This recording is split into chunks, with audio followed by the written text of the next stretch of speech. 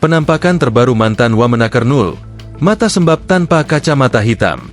Mantan Wakil Menteri Ketenagakerjaan, Wamenaker, Immanuel Ebenezer, Nul, terlihat kuyu saat dibawa masuk ke mobil tahanan. Penampakan terbaru Nul, mengenakan rompi oranye terlihat berbeda dengan sewaktu ditangkap KPK. Rambutnya tergerai ke depan, kacamata hitamnya tak terlihat lagi, sehingga matanya yang sembab tampak jelas. Dia sempat tersenyum saat disapa wartawan yang menanyakan kacamatanya di mana. Sementara itu, KPK kembali menyita 2 mobil mantan Wakil Menteri Ketenagakerjaan, Wamenaker, Immanuel Ebenezer, yang sebelumnya disembunyikan. Mobil-mobil itu diduga terkait kasus pemerasaan pengurusan sertifikasi keselamatan dan kesehatan kerja, K3, di Kementerian Ketenagakerjaan, Kemnaker. 2 mobil tersebut masing-masing bermerek dan jenis Mercedes-Benz C300 dan Baik BJ40 Plus.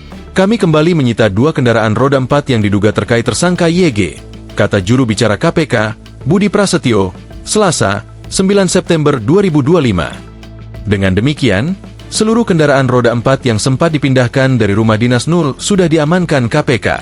Pekan lalu, penyidik menyita 1 mobil Land Cruiser milik Nul, panggilan tersangka. Kami memang tengah mencari 3 kendaraan yang disembunyikan, kata Budi. KPK sempat mengancam pihak yang menyimpan mobil-mobil tersebut untuk kooperatif sebelum akhirnya berhasil ditemukan. Mantan Wamenaker YG telah ditetapkan sebagai tersangka kasus pemerasaan pengurusan izin sertifikasi K3 bersama 10 orang lainnya. Ini menyusul operasi tangkap tangan, OTT, yang dilakukan KPK pada akhir bulan lalu.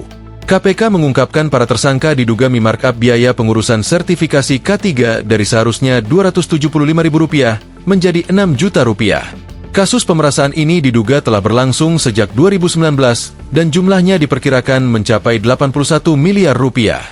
Download Tribun X sekarang, menghadirkan lokal menjadi Indonesia.